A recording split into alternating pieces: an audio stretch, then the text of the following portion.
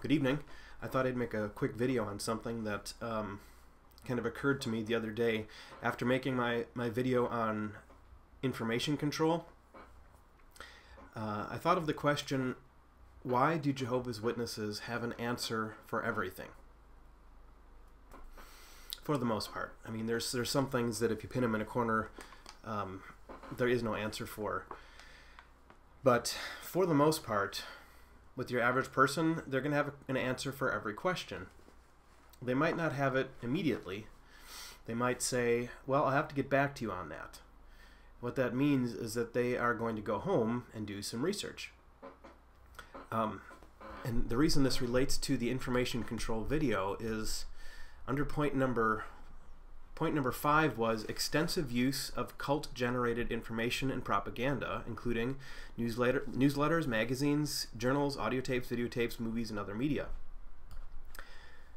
So if you're not a Jehovah's Witness or never were one, you may not know that all the magazines that Jehovah's Witnesses produce and that they have produced over the decades are all bound together in volumes. So before computers, Jehovah's Witnesses would use their index, the Watchtower Index, and if they had a question on a certain topic, they'd look up that topic in the index, and then they can go to their library of bound volumes. And when I was growing up, and even up until recently, I kept a fairly sizable collection of bound volumes. I kind of arbitrarily decided to keep them back to the date of my birth, so 1977, but they go way further back than that. Also, you have, now with the computers, you have the CD-ROM, which comes out every 2 years. I'm not sure how far back that goes. I know it doesn't go back to the beginning. It would be hard to use the CD-ROM to show Jehovah's Witnesses what they used to teach about 1914 and things like 1925, things like that, because it's not in the CD-ROM. So unless you actually have the hard copy, you're not going to see that. Then there's also the official website now, jw.org, Watchtower Online. .wol, or however the address goes, but that only goes back to 2000, I think. But again, that's going to contain an answer for most of the questions regarding Jehovah's Witness beliefs. A lot of these questions come up in the Watchtower in an article called Question from the Readers. So that's frequently where a Jehovah's Witness will find an answer to a question by somebody they're trying to recruit. So when a Jehovah's Witness says, I don't have an answer for that just now, let me get back to you, they're going to a vast wealth of information generated by the Watchtower.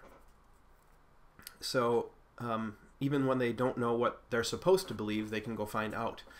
And the Watchtower has done an incredibly good job at providing an answer for every possible objection. I'll just talk about 607. 607, supposedly, according to the Watchtower, is the date that Jerusalem fell, and they use that to calculate 1914. Well, I know the Watchtower has received countless phone calls and letters from people who have done research and discovered that all historians, all archaeologists say that that date is incorrect, that it's 20 years later. And that throws off 1914, 1919, the most important dates for Jehovah's Witness chronology. And so they've had those letters come in. They know it's a question that readers have, and so they have responded to it. In 2011, there was a series of articles, a 2-article series. I think it was 2011, October and November, and it addressed this issue of 607. So if a Jehovah's Witness were to go to somebody's door who is kind of in the know about Jehovah's Witness, some of the deeper insider doctrine of Jehovah's Witnesses, and he were to bring up this issue of 607 and say that, why do you guys believe that Jerusalem fell in 607, and use that to calculate 1914 when archaeologists and historians say it was 587? That would possibly be a shock to a Jehovah's Witness. Prior to 2011, it would have been a major shock to me.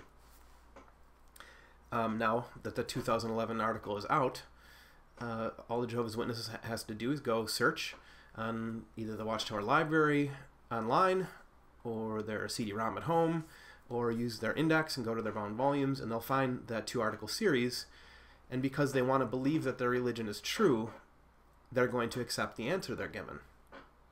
I'm not going to get extensively into what the Watchtower argument in favor of 607 is. That's something that is an interesting topic, but their argument is weak. And there are other places that the Watchtower has commented on 607. You can look in the Insight book under, I think, chronology and find out what the reasoning is on it. I know it's in the Aid book because Raymond Franz talks about that in Crisis of Conscience. He wrote the chapter on chronology and didn't feel good about it because he knew that the reasoning he was using was ignoring all the evidence. So anyways, Jehovah's Witnesses have an answer for most things. And that's because they have so much, as Freedom of Mind puts it, they have so much cult-generated information and propaganda at their disposal. And something that I read just today in Combating Cult Mind Control kind of related to this. He said, under the section on thought control, if information transmitted to a cult member is perceived as an attack on either the leader, the doctrine, or the group, a hostile wall goes up. Members are trained to disbelieve any criticism. Critical words have been explained away in advance. Key words, in advance. Critical words have been explained away in advance as the lies about us that Satan puts in people's minds, or the lies that the world conspiracy prints in the news media to discredit us because they know we're on to them. Paradoxically, criticism of the group confirms that the cult's view of the world is correct. The information presented does not register properly. So, I guess to keep talking about 607, you can tell a person that 607 is incorrect and show them, just recently there was another archaeological find that proved that 587 or 586 is correct. It's not 607.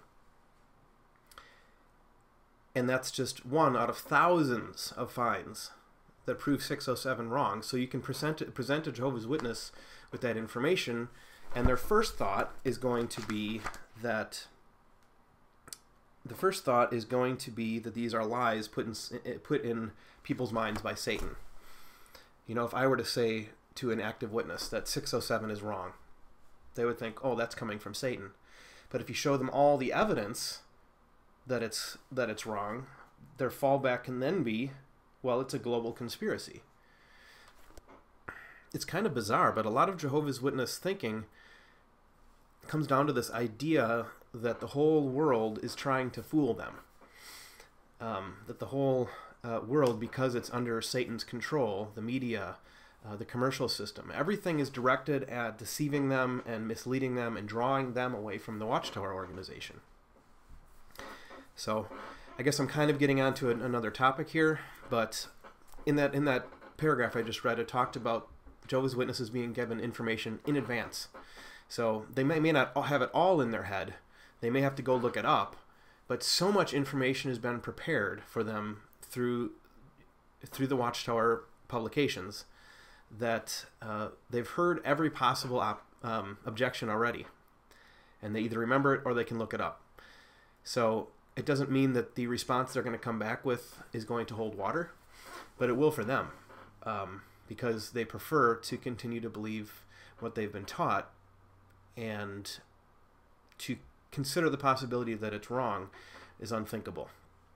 But that kind of probably gets into the subject of emotional control, and I'll make a video on that one day. So just thought I'd share that. Hopefully this video isn't too long, 10 minutes. All right, thanks for watching.